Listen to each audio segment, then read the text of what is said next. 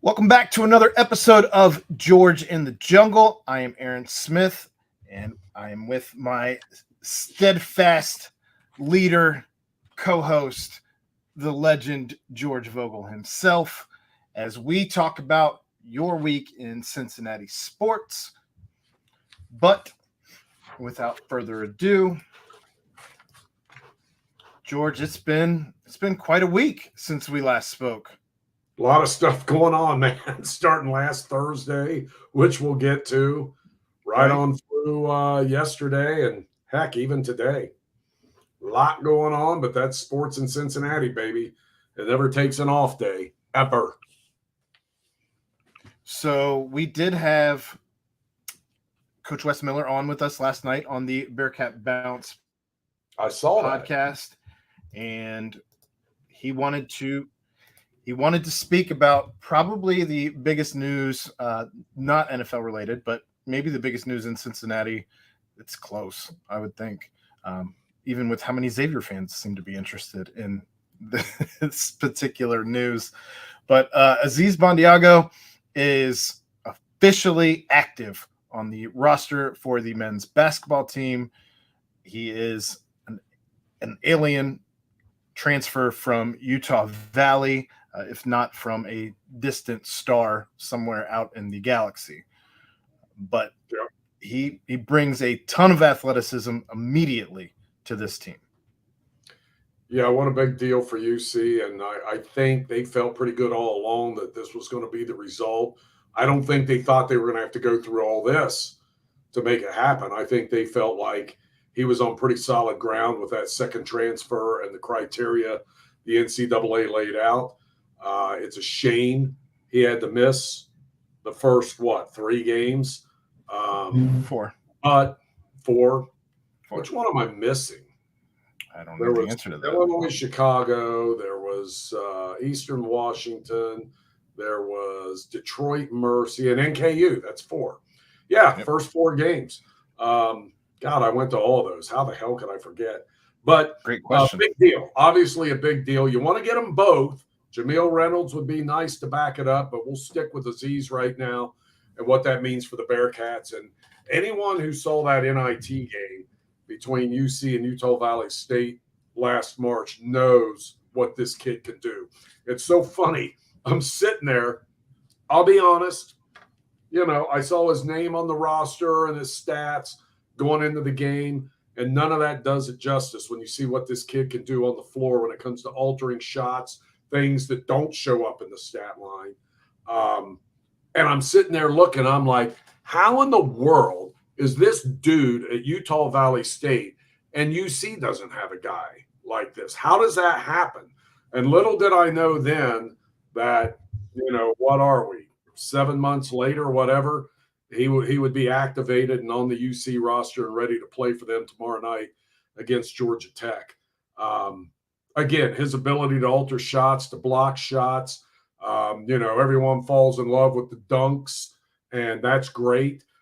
He also has a little bit of an inside game with some moves and a little hook and some turnaround fadeaways and things that I saw on his highlight reel that are exciting to have in a guy his size. And just the fact that a guy that size could move that well, what a boost to UC, because if there's one thing they're lacking on this basketball team, I think they got the perimeter down pat, man. I've been so impressed with the 2 point guards. I mean, both of them have been out of sight, and the sky is a limit for Jizzle James and Day Thomas coming in out of the junior college ranks, not missing a beat, aggressive, makes good decisions. Sometimes he may push it a little bit too much and want to take on the defenders inside, but I would rather him be that way than timid, okay? So I love what I've seen out of the perimeter. And C.J. Frederick, while he didn't have the greatest game Sunday, still had 3 assists, took good shots. Maybe he didn't make them. But and Wes talked about what he means to the team and how he affects the game, even when he's not scoring. You have to account for him if you're the other team, because if he starts going off on you, you're going to get buried. So they've got that taken care of. The one thing that I saw as the huge weakness was inside depth because you're having to play Odie and Vic. And, we know that, Vic tends to get gassed, right? Sometimes he's running up and down the court and it's like he's in concrete shoes. He looks like Lurch. But Gotti plays his butt off. Had a great game. Had a great game Sunday. I mean, seriously. He was pretty much a big guy on the court, but he played like it. 14 boards, 14 points. I'll take that any day of the week against any team. But now to have this guy come in and to have this factor in there and allow those guys, I know Wes said he'd rather play Vic 25 to 30 minutes instead of 30 plus in a game. He's going to be able to do that now. And when a guy, Odie got 2 quick fouls Sunday, and that was a holy moment that you're like, what are they going to do? And not again against NKU. But they were able to figure that out. That's not going to be as big of an issue now. And it helps this team in so many ways. And you got to be happy for the kid to go through what he's done. Felt like that this was going to happen. And I know there's never any guarantees when you're banking on the NCAA to make the right decision. It's a damn shame it takes them 4 games into the season. They've already cost him 4 games. It's like, what have you guys been doing? You set this process up, and the process should be set up in a way that you let them know if they're eligible or not. Then you can appeal if you need to appeal and let the other channels play out. And please get that wrapped up before the season starts, before November 1st, because the last time I checked, a year ago at this time, we could probably look at the calendar and say the season begins November 1st. The NCAA should have their crap together by November 1st. The fact that they let this stuff bleed into the season for an organization that's supposed to be there to help student athletes it's just unforgivable in my world. You just want to, for lack of a better term, I don't want to say what I was going to say, but you just want to slap them upside the head because they need it. Well, you threw a lot at me that I'm going to try and unpack here. Hey, I'm sorry. It's got nothing to do with this. I'm sure.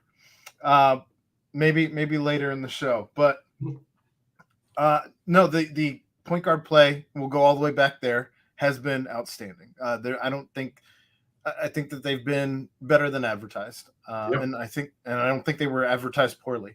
Nope. I think that they've exceeded all expectations this early in the season, and I think that's super encouraging as you look ahead to having these guys both mentally and physically prepared when the Big 12 season starts. So I think that you absolutely have to be excited about that. You mentioned the perimeter defense being very good. The addition of Aziz gives you some rim protection, though, that you have not had prior to. And that's not a knock on Odie and Vic. It's just not necessarily one of their high skill sets by comparison to a guy who has, I believe, something like a 7'4", 7'7" wingspan, something absurd. And you can't replicate that. When he jumps, when he jumps, he can touch the top of the backboard. Probably could hang. He could probably hang on the backboard, on the top. So yeah, I mean, that's going to add a whole different depth to this defense and offense, for that matter. Just rebounding in general, changing shots that are coming through the lane, which was something that was immediately fixed after game 1, but at the same time, in a 4-game span, it was something that you saw backdoor cuts and what have you, was something that this team struggled with, at least in 1 game. Yes. That all said, yeah, he's going to offer you something completely different offensively as well that we have not had in a long time. Just a freak athlete who can throw anything down. I think the dunks are going to be electric, and it's going to put Cincinnati back on the highlight reel in ways that they have not been in quite some time. And I think that's nothing but good for branding for the program, and just getting anytime that you can be scrolling through social media, whichever one, Instagram, Twitter, Facebook, who cares? And that's going to be something that's there often. Yep. So that's, again, just another thing that's good to see for this team. Chad and I did a show after the Northern Kentucky UC game on Sunday. Was it Sunday? Saturday? Sunday. Yep. I can't remember. Sunday. Afternoon. I thought, and maybe this is a hot take, I gave it again last night, but I thought the game was aesthetically ugly. It was not a fun game to watch. I didn't think, and that's crazy to say in a game that you won by 24 points, you scored 90, but I thought that it was just not a smooth game as far as how they played offensively. Not what we had grown accustomed to watching in the first 3 games at that point, with them moving the ball, moving off the ball as well as they had. And of course it was Northern Kentucky's zone that caused them to have to just kind of realign their offense on the fly. But I felt like they figured it out. And here's where I'm screwed. And I should have gone back and looked at this. So I get to the game and I'm walking in, I'm talking on the phone with my sisters about Thanksgiving stuff, the last thing I want to talk about. And I discover, the 2 tickets I have in my pocket are no longer in my pocket. So long story short, I walk back to the garage, right? I left them in my car. They fell out of my pocket when I took my phone out to talk to the sisters. And I get back there, they're not there. So I call my kid who's coming to the game. Right by then, it's just about tip-off.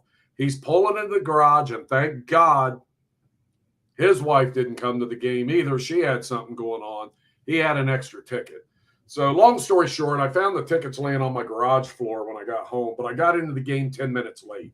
So I get in, and I think UC's down like 10-9 or something like that. So, but when I got in, they started, I mean, they had that stretch at the end of the first half, which I thought was phenomenal. When Day had the diving steal, Newman had a bust out, Victor had a dunk inside off. There was a nice feed from Frederick inside. When I got there, they started, maybe it was me. They started, maybe offensively, they looked pretty darn good there at the end of the first half. And a lot of it is they were creating offense off defense. I mean, they were in the stretch I'm talking about. And that may have masked some of the stuff that was going on earlier in the game. But when it was all said and done, I kind of took the whole as a fairly positive experience for UC to pretty much curb stomp a team that they owed for last year. And I thought they got that done. I mean, I thought, and it may have been very ugly before I got there. I missed the ugly part. The stuff I saw was pretty darn good, especially, they started getting the ball in the paint against that weird little matchup zone thing, which NKU does very well. And that's going to serve them so well in their conference. And they may not be the team they were last year, because I don't think they have quite the inside play they've got in the last several years. But it may get there. It may get there. But they're going to be a threat in that Horizon League again to take that tournament bid. Yeah, it may have been just hangover from the football game that we'll get to. That was. So you just hated anything that had a C-Paul in it. I said those exact words. It very well may have been. I'm not sure what, but I was dozing off during the basketball game. That never happens. I was bored. I thought it was an aesthetically ugly game. Were you hungover? No, I wasn't actually. I didn't drink the night before. But I just felt like they played more iso ball than they had all season. They just weren't moving the ball the same. They weren't moving off of the ball the same, and it was just a different look offense. There were a couple times that I thought there were some things forced or whatever, but I thought overall, and I thought James and Thomas both, I thought, started doing a really good job of penetrating. There were several nice kickouts. I thought Seamoss played very well, even though he wasn't a big-time scorer. But he did some things I liked, and I think he ended up with 7 assists or something in the game, which, if you look at the stat line, it kind of proves out what my eyeballs were looking at.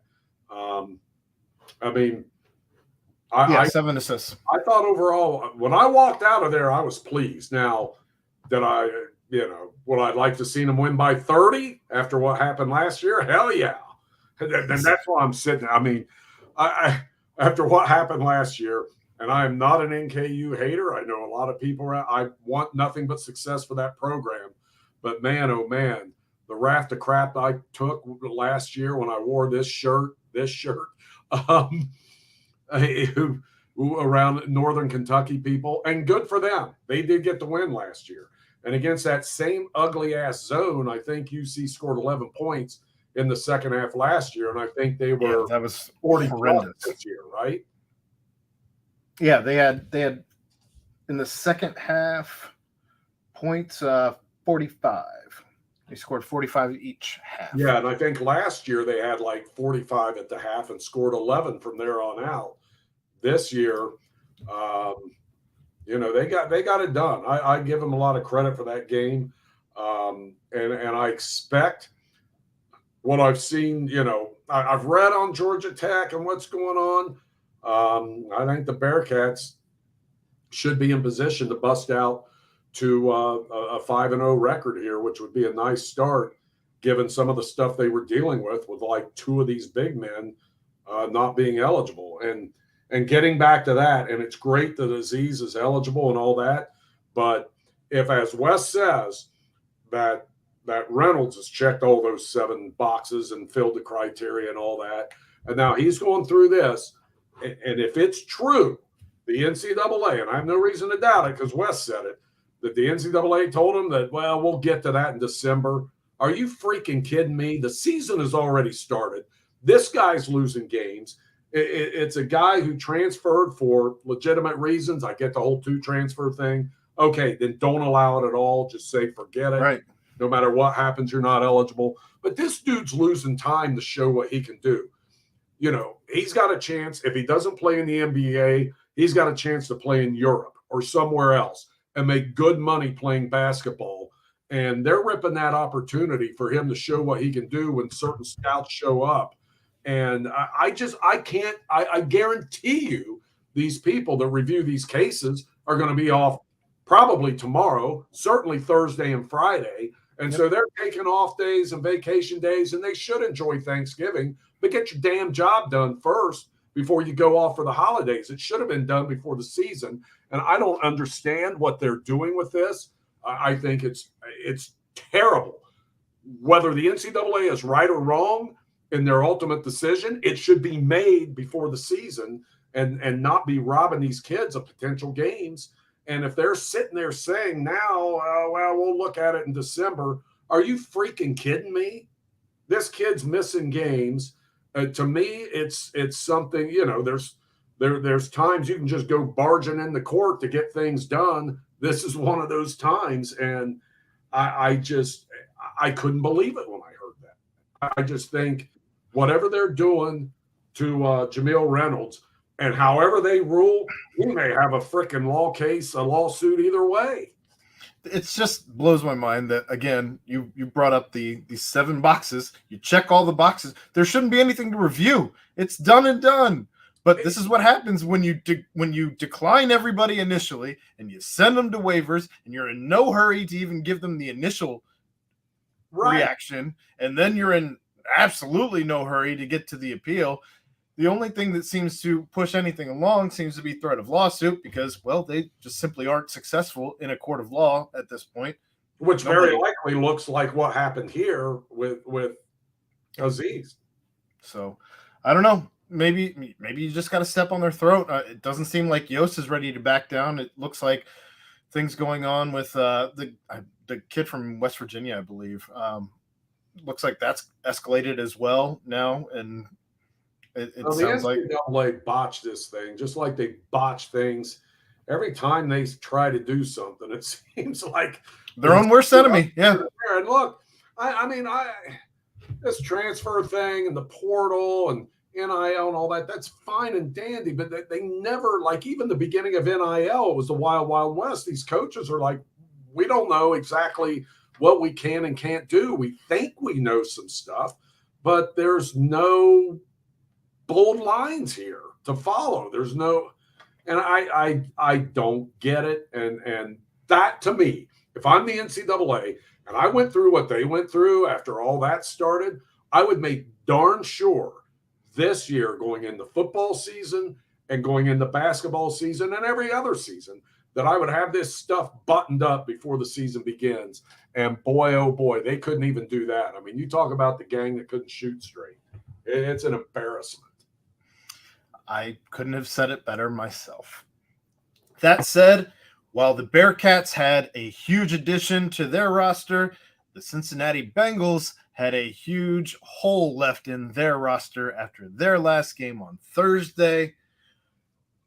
I don't even know what to make of this whole situation. I was very upset, as we talked about at the beginning of the season, when we didn't have a good backup quarterback on this roster. And that has come back to kick this organization right in the junk. Yeah. Well, yeah, and we've talked about this backup quarterback thing, and Brandon Allen may be the better option that they had right there with them. Yeah. We'll see what Browning does. He looked okay the other night, but then again, you lose a guy like Joe Burrow, that's a problem for this Bengals team. They can lose anyone, but you can't lose him. And so where do they go from here? You just got to grind it out as best you can. That defense has got to get back to playing the way they were, not giving up all those explosive big plays. My God, I don't know what's happened here, because, that was a buttoned up part of their game. And I suspect some of it may have to do with the change at the safeties. When you had the two guys they had last year, that was two studs playing at safety that made big plays in the run game, made big plays in the pass game, came up with sacks.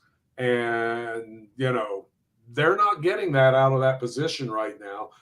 That's not the whole thing, but the number of explosive plays that they've given up in the past couple of weeks, we said that they killed them in the Houston game, killed them.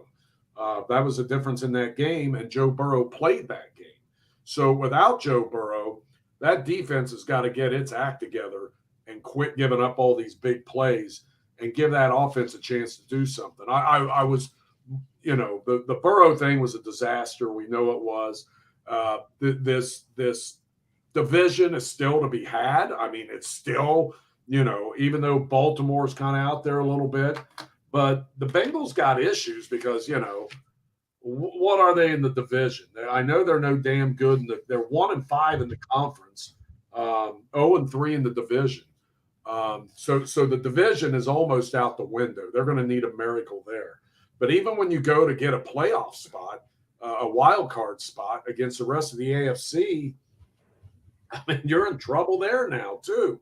Here's what makes me mad about losing Joe Burrow, though, George. Yep. It is Cleveland loses Nick Chubb, who is arguably the best running back in the entire NFL when healthy. Yeah. And they replace with Jerome Ford, and they replace with Kareem Hunt. Cincinnati, if Joe Mixon were to go down, they would have nobody. And Joe Mixon, they refuse to use and use incorrectly and can't establish a run. And that's a whole different story anyway. Cleveland also loses Deshaun Watson. Cleveland continues to win in this division. Cleveland continues to win games. They don't lose a beat, having lost, again, the best running back arguably in the entire NFL, and a $230 million guaranteed quarterback who is supposed to be a very bright spot on your team.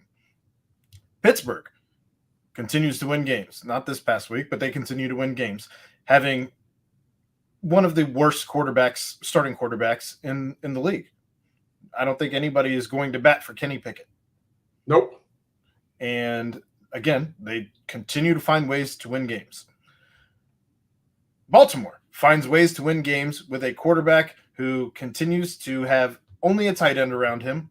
I guess you could argue OBJ, but OBJ is a shell of himself. He's coming on now. He's played better here the last few weeks. I don't know what's going on there, if he's getting healthy or what, but somehow, he's starting to make some plays again, which is surprising because I thought he was a shell of himself too.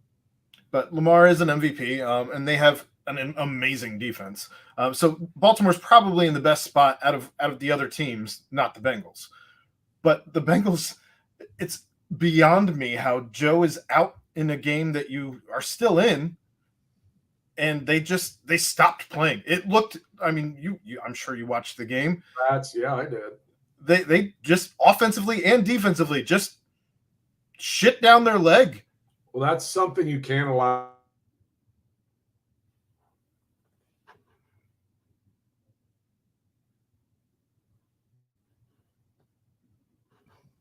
It's not right in the professional level that happens, but it sucked the air out of that whole team. I don't excuse it, but that's what it looked like to me. And they're like, oh man, we're really, just like the fans were doing. Screwed now. You can't think that way. And I don't know that they let it quite get that far, but that's what it looked like. You're right. It looked like they just kind of, I don't want to say packed it in, but they certainly didn't have any swagger or anything after that. And the end of the first half showed that. I mean, after Burrow throws that last pass, which ironically was a little dump off to Mixon for a touchdown, Baltimore goes and scores 14 straight points before the end of the half, and that was pretty much that. I mean, they were pretty much cooked at that point. And we'll see how they respond this week with the Steelers coming in. The Steelers, and you talk about them, they're getting it done, and Cleveland's getting it done with defense. And Baltimore, to a degree, is doing the same thing. That Browns defense is ridiculous right now. Mm-hmm. And the Steelers defense, whereas, it may not get up there in the stats with yards and all that, when it comes to giving up points, they're tough, man. They turn it on. They make plays. I think they're number one in the league in turnover differential, and the Bengals are right behind them. But they just make plays at the right moments, and they're living off of that. I saw a stat today. The Steelers have not outgained a single team in a game this year. That's insane. They have been outgained. I know. That's insane. Register. How do you win? How do you have a winning record when you do that? Well, even though you're giving up a little more yards, you got a defense that's making plays, and when it matters, they're making plays, and they're not giving up those big explosive plays. Okay, George, we've seen it all season. We've seen this all season for the Bearcats. Oh yeah, plenty of teams. With their offense, the Bearcats have outgained. The Bearcats have outgained plenty of teams and not found ways to win those games because they never make explosive plays. When there's a guy wide open down the field, the pass is not completed. Right, you've got to hit those, and then pretty soon, what you were getting earlier in the season is 5 and 6 yard gains are now 3 and 4 yard gains because you've proven you can't hit the long pass, you can't make the big plays. So people suck up in the box, and then all of a sudden you can only, Corey Kiner and Miles Montgomery and Ryan Montgomery can only juke so many guys or break so many. If they got 10 guys around them, they're not getting anywhere. We'll get into the Bearcats conversation, but back to the Bengals. You brought them up. I know. And so one of the big headlines that went around this week, and I'm sure you've seen it floating around, is this hip drop tackle that Logan Wilson injured Mark Andrews on, injured Lamar Jackson on, injured Odell Beckham Jr. on. And the issue that I take with this is, first off, it's still a legal tackle. So anybody who's upset, be upset at the NFL, not at a player who's making a legal tackle. Call it dirty, call it clean, whatever you want to call it. It's a waste of breath to even be having these conversations considering it's still a legal tackle. That said, I also think that the refereeing crew around the NFL at this point in time, maybe it's because we have HD 4K TVs now, and maybe it's always been this bad. Maybe it's because betting is allowed everywhere at this point, just about in these United States. Call it what you will, but I don't want to put an arbitrary guess into these referees' hands any more than all of the things that they are already botching. So you've already got hitting above the shoulders, helmet to helmet. And I saw the tackle on Andrews, and it looked like a tackle to me. Like, explain this hip drop thing to me, because to me it looked like a guy just running down another dude and he tackled him. It's where you're behind a guy and you just kind of swing your body underneath to bring them down. Like, you use the momentum from dropping your legs to swing yourself to bring somebody down. Yes, there's how, I don't, is that something that's now being taught all over the place? It's something new. I mean, I don't know. It's like, I don't either. I've been watching football forever, and I've never heard anyone bitch about this. Maybe I've been watching the wrong football, but I've never heard anyone bitching about this the way they were bitching about it at the end of last week. So I if that's something that they need to address, and maybe they do talk about it, and if it's a safety issue, it just looked like a tackle to me. I mean, I agree. Defenders can only control so much. Right now, they're getting hammered. DBs have no chance to do anything against a receiver. I mean, they get called for everything, right? Everything. They have no chance. Then you've got defensive linemen who are 300 pounds coming after a quarterback. And if the quarterback lets go of the ball on a pass and you happen to hit him, you're screwed. Well, the ball was out. You hit him. But you also can't land on him.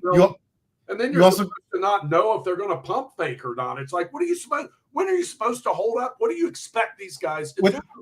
With the quarterback, you also can't land on him. Right. You can't hit him low. You can't hit him high. You're tackling a guy, and it's like, okay, your momentum's all going this way. You're going to fall on him, and you're supposed to kind of like act like you're sliding off a kayak or something. It's so stupid. I mean, they've got, and now if they add this to it, I don't understand. I mean, you're tackling guys. I just don't want the referees to. I already feel like they're doing a bad job, but I think that that's largely in part due to the fact that there are so many rules in place for what is a tackle, what is a catch, and all of these things that are entirely too arbitrary. I agree. And I will say this. I will say that this year, and I know people, I'm going to get killed for this, but I've watched a lot of NFL games, and there's a lot of plays I see called a certain way, and I'm like, no way. And then I see the replay. I think they've done a pretty nice job for the most part. You know, I think they have, considering everything they've thrown at them. They've thrown a lot, but a lot of these roughing the passers and these, I mean, okay, let's go back. I think it was the Baltimore game with the Bengals, and there were those 2 pass interference plays on the Baltimore touchdown drive. I mean, the first one was questionable enough. That one, I'm like, God, I don't think so. I mean, the second one, I don't even know if the dude hit him, and they threw a flag, and it was pass interference on the defense, and it's like, those were terrible. And you're going to see those in every game. But I don't recall which one. They've done a fair job. I don't recall which one, whether it was the first or the second one, but I believe one of them was just a crowd reaction. The crowd was booing so loudly. The flag came out so late. They were almost back in the huddle, and they're throwing the flag.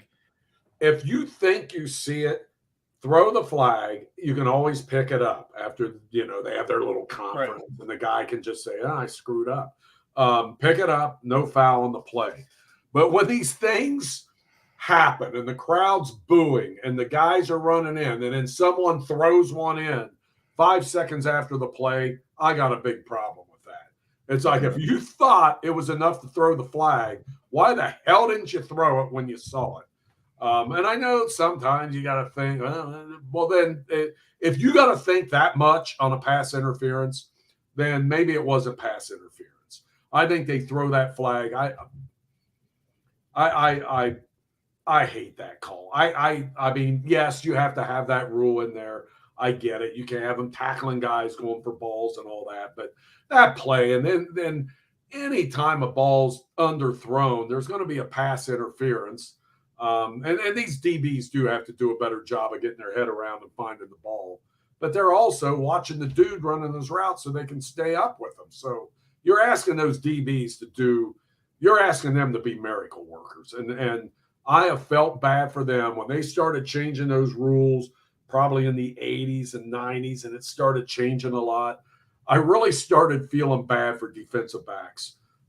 And God bless Sauce Gardner. I know he got that penalty for unnecessary roughness in the Jets game, but watching him, I'm glad you're home, wife. Well, I'm always talking. So, but they showed a lot of ISOs of him in that game, and the job he was doing was phenomenal. Gosh, I can't even remember the receiver. He was almost Anaya was the best receiver. I can't even remember who they played now, but I mean, he was shadowing a really good receiver and frustrated the hell out of him. That was a phenomenal. You talk about a DB that's got it, built like a spider and moves like a cobra. He's amazing. They were playing Buffalo. So it was Stephon Diggs. There you go. Oh my God! I mean, you know how hard that guy is to cover. I can only imagine. Frustrated the heck out of him. That was a tremendous job. He's still getting it done like he did at UC. So just last thing on the Bengals here, they do play Pittsburgh, as we've talked about. The Bengals somehow, some way, according to ESPN's FPI, given a 48.4% chance, which is unbelievable to me. Pittsburgh only favored by a point. The over-under on this game, 34.5. I don't know. I don't know what to make of any of it. Well, we don't, because we don't know what's going to happen with Jake Browning and how that's going to shake out. I mean, that's right. I hope he does well. The dude's been around 4 years on practice squads. This will be his first start. Seems like a confident guy. I kind of liked him at Washington. I mean, I think he started a lot as a freshman. I've always been somewhat impressed with him. So hopefully he plays well enough to get a win at home. But again, Pittsburgh, their defense is getting it done with turnovers. And I did say before the season, I thought the Steelers would be a problem in this division. I just about got laughed off this podcast. But I said that because I thought Kenny Pickett might kind of make a nice leap in his second season. If I'd seen what he's done and what that offense has done so far, I would have been so far off the Steelers bandwagon. I never, ever, ever would have thought they would be a problem in the division, given what that offense has done. And today they fire their offensive coordinator, Matt Canada. Yeah. He's been around here, there, everywhere. So they're running. This is interesting too. Their running backs coach will be the offensive coordinator, but their quarterbacks coach will call the plays. So that doesn't even make sense. No, it's so funny. And I saw another thing or heard this, and I should have looked this up before I got in. I forgot about it, but now that we're talking about the Steelers and this change of coordinators, this is the first change on a coaching staff. The Steelers 41 years. Yeah. How is that possible? Like, they've never changed an assistant, or, obviously they haven't fired a head coach. They've only had 3 since 1970 or something. Insane. It's totally insane. But that's the Steelers' secret. I mean, that's their secret. That's how they operate. And they have a system. Their coach knows the system. They draft for the system. And a lot of the system, when I say system, I'm pretty much talking defense. I mean, that is their thing. That's been their calling card from the time I remember watching I don't care about Terry Bradshaw and Lynn Swan and Stallworth and Frank, those guys, great offensive players, great offensive linemen have come out of Pittsburgh. But defense has always been their thing, and it's their thing this year. Well, talking about the defense, Micah Fitzpatrick and Montravius Adams, their defensive tackle, Fitzpatrick being one of their safeties, both questionable. And then on the Bengals side, Sam Hubbard, Yoshi Iosivas, and T. Higgins, all questionable. So we'll see. It'd be nice if Fitzpatrick isn't playing. That guy is just an absolute thief back there. He is. He's been everywhere. In the pocket more than once. Yep. So I wish no ill will But if he needs another week to get healthy, that's fine with me.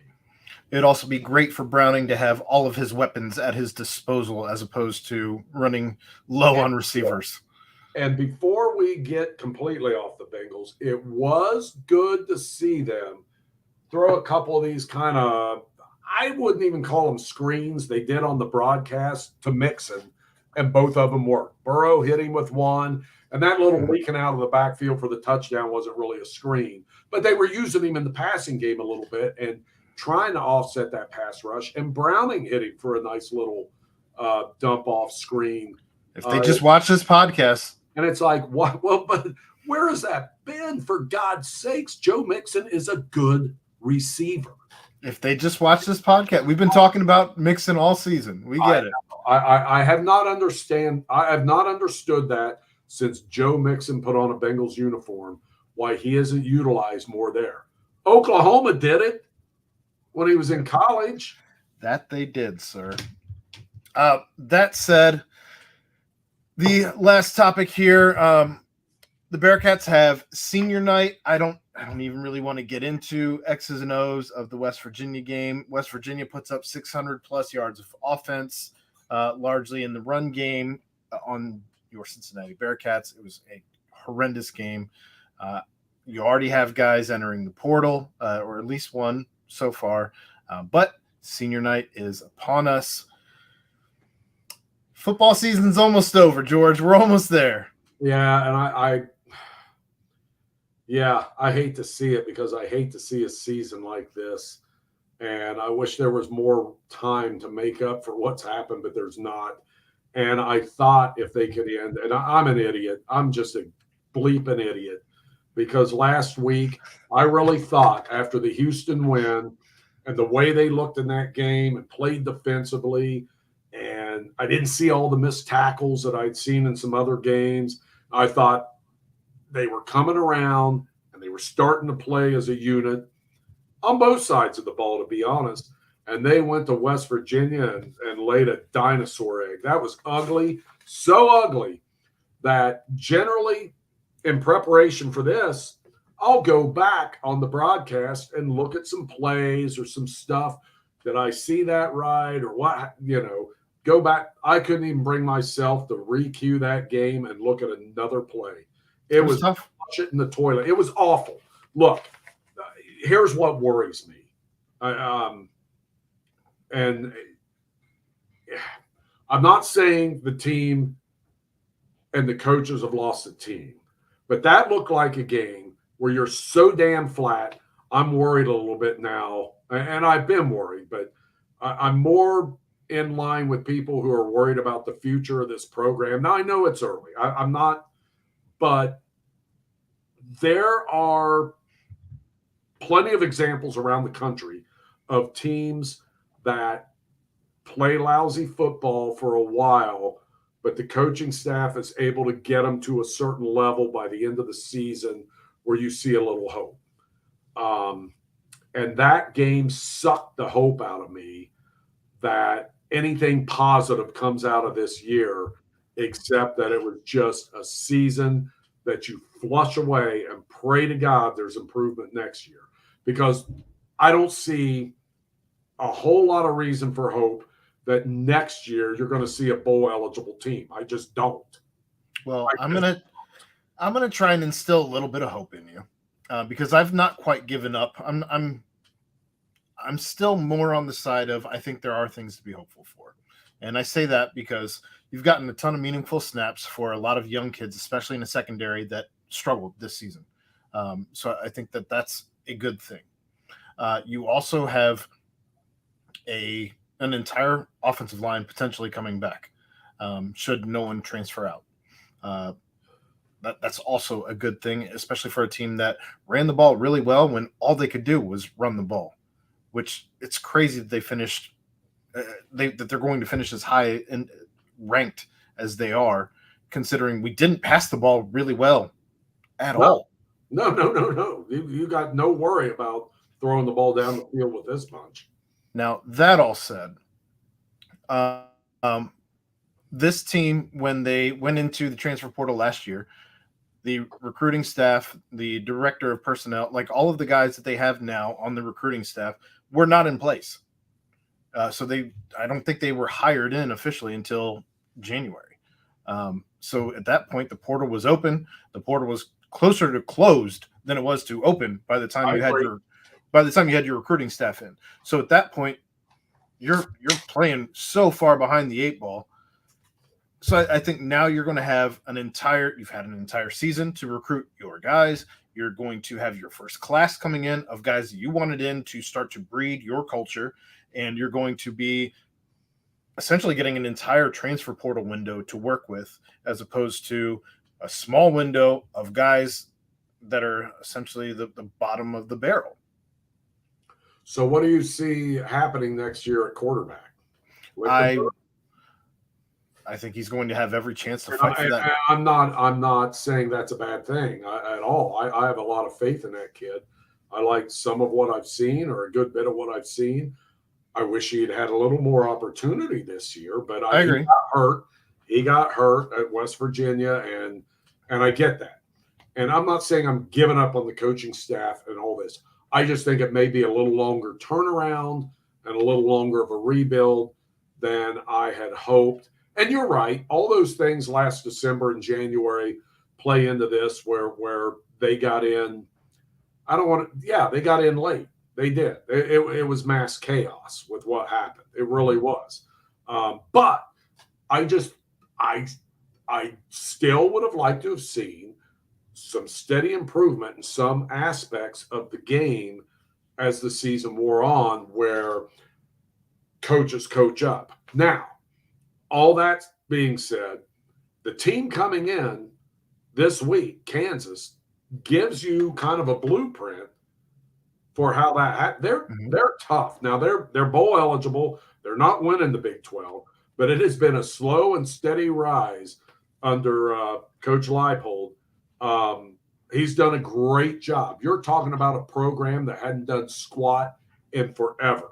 Decades. Whereas UC has a recent past that is very, very good. So it can happen. I just wonder, will they go for another portal quarterback? I think they're going to have to get one there. I don't know if I'll be shocked if they don't. Right.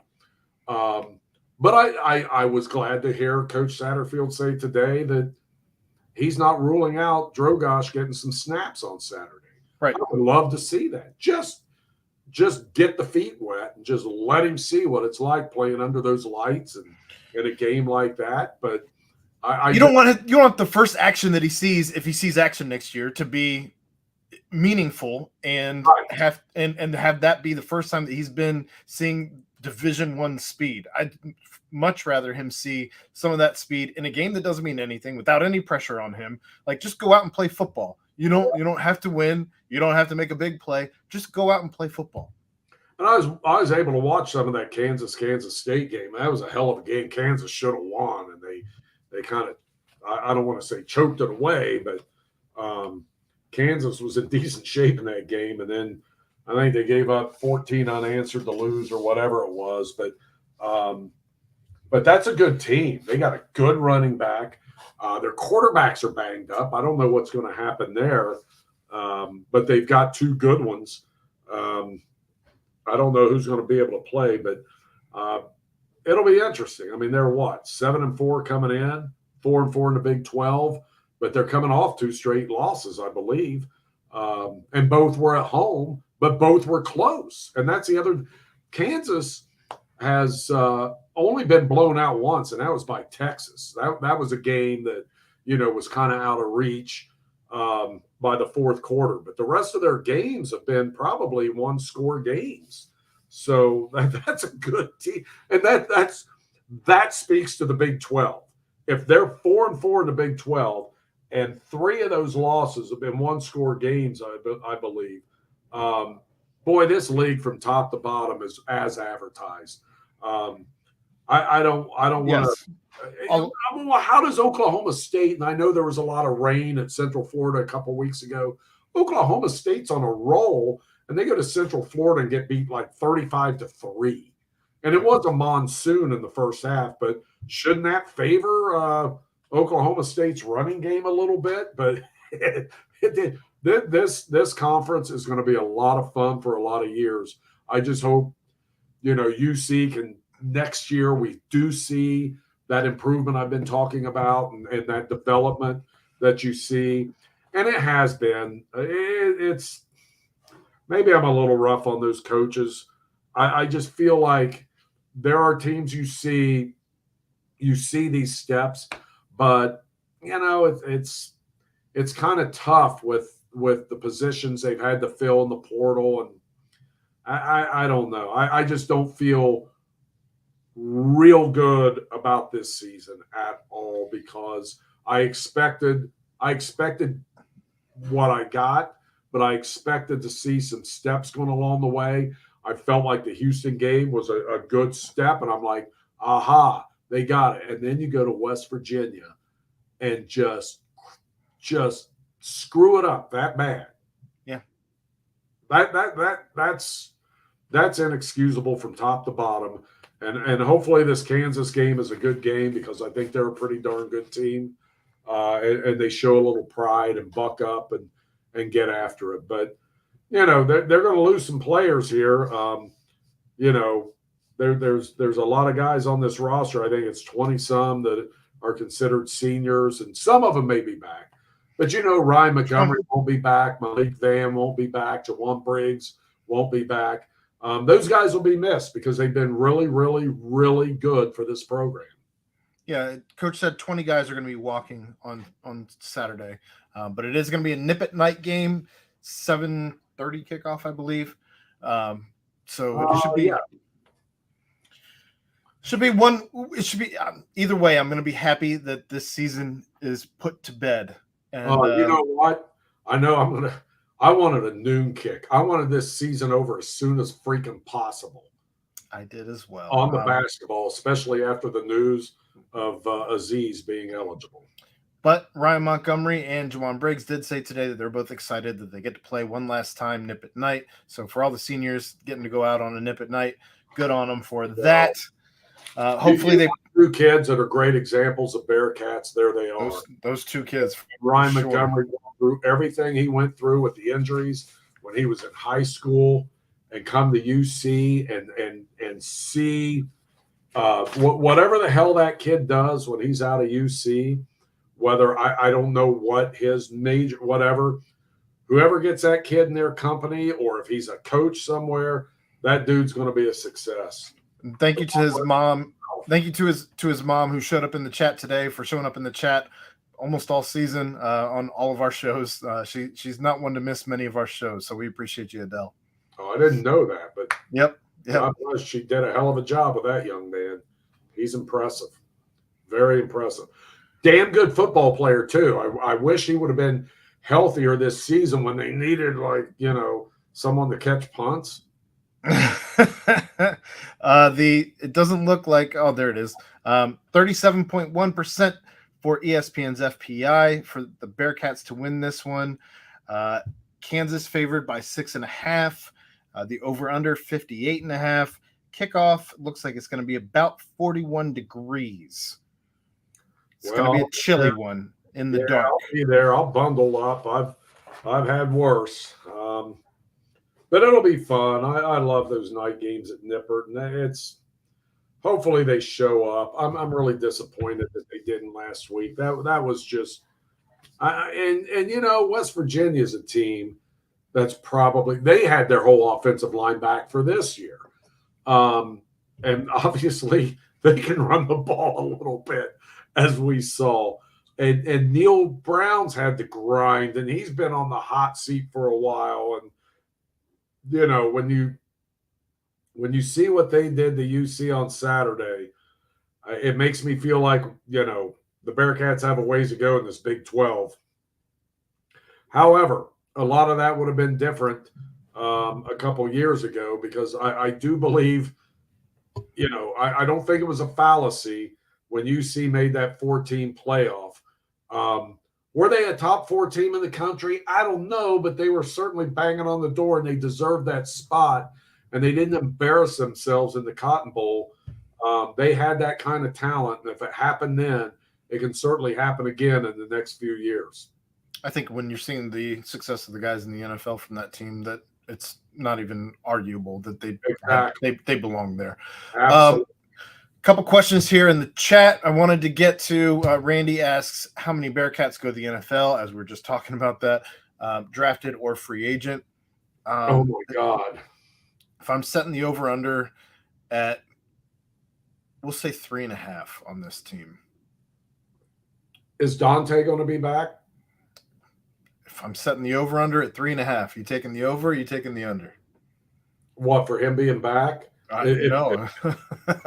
I'm taking the under because I say he'll be back because he likes. I think he's going to be back as well. Yeah. So Malik Van's going to get. He's going to look. Someone's going to. That dude is a player. I think he's going to get a look for sure. Who else that's leaving is going to get a look that you think? Jawan Briggs. Yep. Jawan will. Sean Pace, unless I would. I think there's look. I love Brian Cook from day one, right? Look at the way he's been playing for the Chiefs. Mm-hmm. I think Deshaun Pace can play that kind of a position in the NFL and be successful. I may be crazy, but I think he can. And then you just look at the pedigree and look at the brother, and it's like you talk about an undersized dude that's doing yeoman's work. And man, I'm telling you, I wish he would have transferred down here a couple years earlier because he was always a productive player for Miami. And he was a guy you had to account for in the MAC. And even when you did, I saw him get 5 sacks in one game. And they knew who he was. They knew they had to stop him. He still got 5 sacks in one game. And what he's done this year, someone's going to take a damn good look at him. So now we're up to 3, 4. Now we're on 3 because that's 3. The only other one that I would have would be Daniel Greshik, potentially, not based on what he did here, but what he did. Where was he at? Was it BYU? It was. No. I want to say Utah State. Utah State. Let me go up and down the offense and see. No, probably not. So I'm at 3. I'm at 3. That's where I'm at. But the other question, there will be others that do get a look. We're not throwing out there, and there probably is off the top of my head, but there will be. There is every year, and these NFL teams, they do not miss talent. They are looking at every Division III school, Division II. They got people in their ears telling them, hey, this guy here just, grew 4 inches and 200 pounds over the last 2 years. You need to look at him. And they look at him. They don't leave a stone unturned. One more question here, but I'll drop that right before we talk about your high school stuff around the region. Yeah, but I do want to point out that the FC Cincinnati head coach Pat Noonan was named the MLS Coach of the Year. So hat tip to him on that. Well done, sir. He and GM Chris Albright changed the whole deal. They changed the whole dynamic in Cincinnati and made them a top-tier club. And ironically, they both come from Philadelphia, and that's who they play this week in the conference semifinals, Saturday night, 8 p.m., TQL Stadium. There you go. That'll be an interesting. I was going to bring up the game as well. So, yeah, Cincinnati should win. Noonan's Coach of the Year. Matt Miazga is Defensive Player of the Year, Defender of the Year, and Acosta could very well be the MVP when they name that. So it could be a clean sweep for Cincinnati. Now they got to go out and finish it off in the playoffs. Fortunately, that international pause is over. That's the only thing that irritates me about So MLS. weird. I know. So you have that happen back in June where they're off for 2 or 3 weeks for these international matches because the players in MLS. It does make MLS a better product when they do that and let these guys go do that. But it still drives me crazy. That would be like after the wild card round of MLB playoffs, you go play the World Baseball Classic, and then you come back and finish the World Series. But that's where MLS is. The fact is, over the last several years, and when I say several, I'm talking 20, the level of play has gotten much better over here. And so they're doing it the right way. It seems crazy. It seems weird. It drives me crazy. However, you gotta give and take, and that's what they're doing to make this a better league. Yeah. And then Argue with it.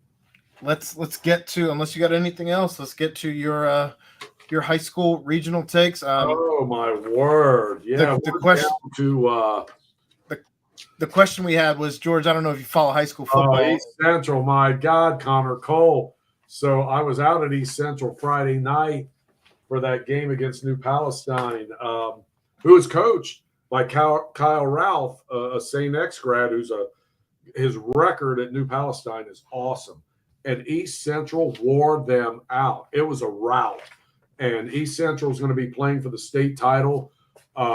Quite honestly, people connected with Indiana football who know it very well said the state championship was last week at East Central. East Central dominated. I expect them to bring home another state title in Class 4A. They play Saturday afternoon. Now it's 3 o'clock, and I don't know if that's 3. I think that's 3 Eastern, but it may be 3 Central. But it's 3 o'clock Indianapolis time. What's Indianapolis on? Are they on our time now, or are they on Central time? I should know this because my sister Because it lives in. used to be weird back in the day. They're Eastern. Okay, so it's 3 o'clock at Lucas Oil Stadium. Indiana used to be a no daylight savings time state. Yeah, and I lost track of that. So Connor said his high school coach, Kyle, was his high school coach at Oak Hill. that's crazy because he did coach some around here. And the way I understand it, his wife's from that area in Indiana of New Palestine, and that's how he ended up there. And he's doing a hell of a job, doing a great job. But they lost to East Central. So now East Central goes against Northwood Saturday at 3. So that's a state championship game over there. Ohio and Kentucky are in the semifinals. Moeller against Springfield. Here's Springfield. 5 losses in the season. And now here they are in the Division I state semifinal. Always dangerous. I don't know what's going to happen there. I would suspect Moeller wins. Anderson against Massillon, Washington in Division II. That's a state semifinal. They're playing that at the old Cruise Stadium, which is, quite honestly, that thing should be raised. But anyway, that's where they're playing. And Nate Moore coaches Massillon, Washington. He coached at LaSalle. He coached a couple other high schools. He was an assistant around here for a while, but he went up to Massillon and has done a bang-up job there and has them in the state semifinals. And I'll tell you what, all you need to know about Massillon is that high school has its own indoor facility. What else? Oh, yeah. Gosh, we lost Wyoming and Baden last week. You thought Baden was destined for greatness. I thought Baden was going to win the state title. I really did. I was, man, the Rams disappointed me, but they had a great season. They've had a great run here the last several years. Kentucky, Class 2A, Beechwood at Mayfield.